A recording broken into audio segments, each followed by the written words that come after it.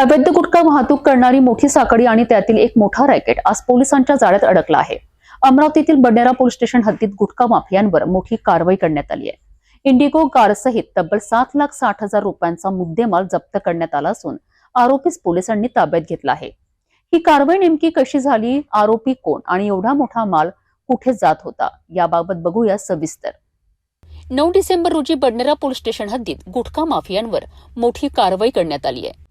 Landmark ते Akola T point रोडवर बोथरा नर्सरीजवळ पोलिसांनी नाकाबंदी दरम्यान इंडिगो कार थांबवली. चौकशी दरम्यान कारमध्ये मोठ्या प्रमाणात सुगंधित तंबाखू आणि गुटखा आढळला. आरोपीमध्ये 50 वर्षीय राजू शहा कदीर शहा, रहिवासी गदगे गाठपुरा मोर्शी. पोलिसांनी कारची तपासणी केली असता 2,60,000 किमतीचा सुगंधित तंबाखू आढळला आहे. बडनेरा पोलिसांनी आरोपीला घटनास्थळीच ताब्यात घेतलंय.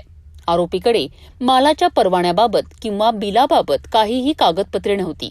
त्यानुसार अवैधरित्या गुटखा वाहतूक केल्याप्रकरणी गुन्हा दाखल करण्यात आलाय.